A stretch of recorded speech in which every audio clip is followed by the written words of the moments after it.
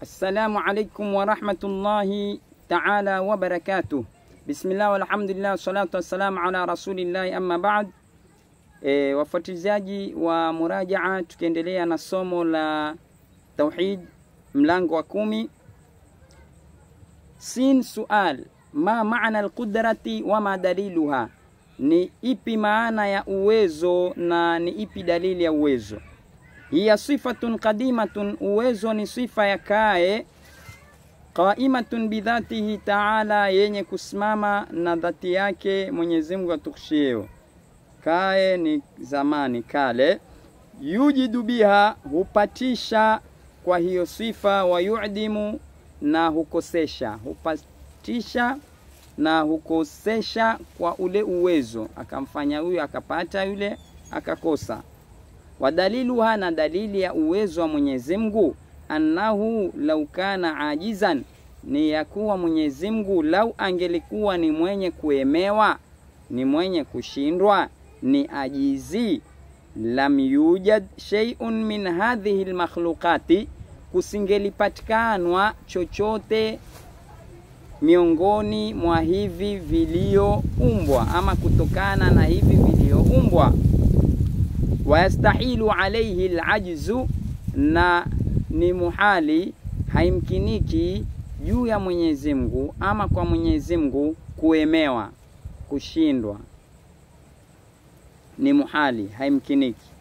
Sin sual, ma maana al-iradati wa ma daliluha, ni ipi maana ya kutaka na ni ipi dalili yake.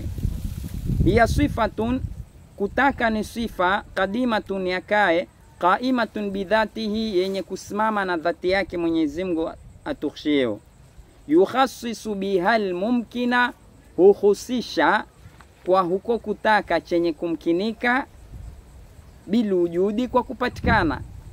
Yani yeye kile akitakacho ukifanya kikapatikana. Au bil adami, au kwa kukosekana, asokitaka akakikosesha.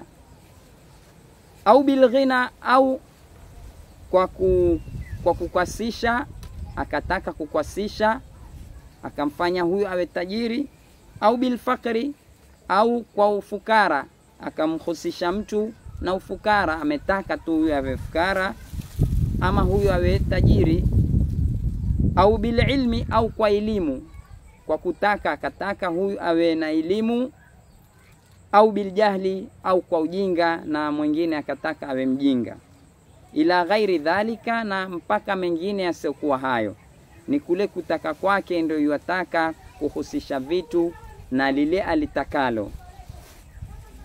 Wadaliluha, na dalili ya kutaka kwa Mwenyezi Mungu, annahu, ni ya kuwa Mwenyezi Mungu lau kana karihan, lau angelikuwa ni mwenye kutendeshwa nguvu au ni mwenye kuchukia, lakana ajizan, angelikuwa ni mwenye kuemewa, angelikuwa ni mwenye kushindwa. Wayastahilu alayhi alkarahatu, na haimkiniki ya wa muhali, haiwezekani kwa Mwenyezi Mungu kuchukia ama kutendeshwa nguvu. Mpaka hapa tutakoma. Mwenyezi Mungu awabariki mashekhe zetu na wazazi wetu. Wassalamu alaikum wal afwa minkum.